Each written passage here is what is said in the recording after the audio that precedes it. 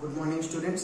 तो मैं फिजिक्स का एक न्यूमेरिकल लेकर आया हूँ। ये क्लास 12 में हर साल बोर्ड में इस टाइप का क्वेश्चन आता है। तो देखो इस टाइप के क्वेश्चन को कैसे हम सॉल्व करते हैं। तो क्या है, एक्स वाई जेड कोऑर्डिनेट है और इस यहाँ पे एक बॉक्स रखा हुआ है। तो बॉक्स का जो साइड है ये है हमारा ए यूनिट। बॉक्स का जो लेंथ है ये है स्क्वायर शेप का जो है, इसकी यूनिट जो है ए, लेंथ है ए। इलेक्ट्रिक फील्ड जो है ये है 2x आई कैप। आई कैप मतलब क्या है, आई कैप मतलब इलेक्ट्रिक फील्ड जो है ये हमारा एक्स एक्सिस वाइज जा रहा है। तो हमें निकालना क्या है, find the flux through the cube. इस क्यूब के अंदर से कितना फ्लक्स गुजरेगा और net charge inside the box. ये दो चीजें हमें कैलकुलेट करना है। तो फर्स्ट देखो फ्लक्स का जो फॉर्मूला है ये क्या है, कमेंट में बताओ। फ्लक्स का जो फॉर्मूला है, flux equal to flux phi equals to क्या है हमारा ई डॉट ds वेक्टर। ये ई डॉट ds वेक्टर ये हमारा फ्लक्स का फॉर्मूला है। तो सेम केस यहाँ पर भी यूज होगा। तो इलेक्ट्रिक फील्ड जो है E equals to 2x into i cap, ये तो पहले से ही है।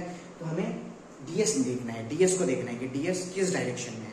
अगर इस सरफेस को लोगे, इस सरफेस में ds का डायरेक्शन किधर है, इधर है ds का डायरेक्शन, है ना। तो ds का डायरेक्शन उस सरफेस के लिए इधर है। सिमिलरली इस साइड के लिए करूंगा तो ds का डायरेक्शन किधर होगा, इस तरफ होगा ds का डायरेक्शन, और ऊपर नीचे ds का डायरेक्शन इधर होगा, इधर ds का डायरेक्शन इधर होगा।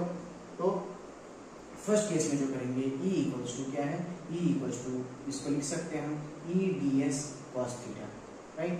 तो हम दो सरफेस के लिए इसका वैल्यू कैलकुलेट करेंगे, एक है इस सरफेस के लिए और एक बार इस सरफेस के लिए। तो E हो गया 2 इंटू, सपोज इस सरफेस के लिए जब करोगे, देखो यहाँ पे जो हम इस सरफेस के लिए जब करूंगा तो ये सरफेस कहाँ पर है, x इक्वल टू ए पे है, क्योंकि इसका लेंथ क्या है, ये अगर जीरो कोऑर्डिनेट है तो ये क्या है, x इक्वल्स टू ये वाला जो वैल्यू है ये हो जाएगा हमारा x इक्वल्स टू ए, और ये जो है यहाँ पर ये हो जाएगा x इक्वल्स टू 0, राइट। तो x के जगह पर हम लिखेंगे a, राइट। ds मतलब है check area of this side. तो एरिया का फॉर्मूला क्या है, एरिया ds इक्वल्स टू जो होगा ये होगा हमारा a स्क्वायर होगा, राइट, a स्क्वायर। तो यहाँ पे लिखूंगा हमने a स्क्वायर cos। अब देखो इलेक्ट्रिक फील्ड का डायरेक्शन किधर है, ये हमारा आई कैप वाइज जा रहा है, इधर जो ds है ये भी आई कैप वाइज जा रहा है। तो दोनों के बीच एंगल कितना डिग्री हो गया, 0 डिग्री हो गया। तो ये cos 0 डिग्री हो गया, प्लस यहाँ पर 2 इंटू, अगर इस सरफेस के लिए करोगे तो इस सरफेस में कहाँ पर है ये वाला सरफेस, x इक्वल टू 0 में है, राइट। सो यहाँ पे 0 पुट कर दो x के जगह पे, राइट। तो a स्क्वायर हो गया cos। अब देखो यहाँ पे इलेक्ट्रिक फील्ड का तो किधर जा रहा था, एक्स एक्सिस में जा रहा था, और ये जो ds है ये हमारा देखो नेगेटिव x में जा रहा है, नेगेटिव माइनस में, ऑपोजिट डायरेक्शन में है।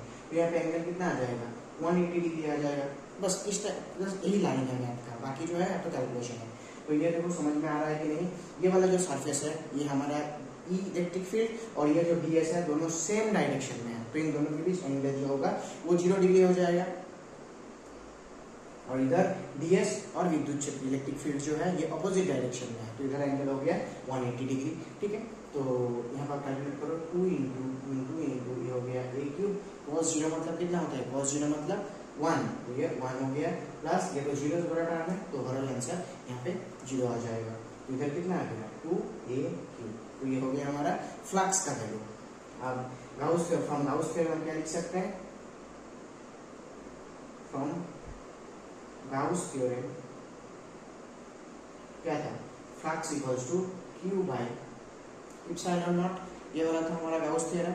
तो यहाँ से देखो q इक्वल्स टू कितना हो जाएगा, q equals to 5 into epsilon naught, ये आ जाएगा। तो 5 का वैल्यू हमने कैलकुलेट कर लिया है 2a क्यूब, तो 2a cube into epsilon not. तो ये हो गया, फिर तो यूनिट है क्योंकि यहाँ पे क्वेश्चन यूनिट दिया गया है, तो यहाँ पर भी इतना यूनिट ऐसे लिख देना है, ठीक है। इस टाइप का न्यूमेरिकल का दो आंसर है, एक से क्यू एनक्लोज कितना है और इधर फ्लक्स कितना है।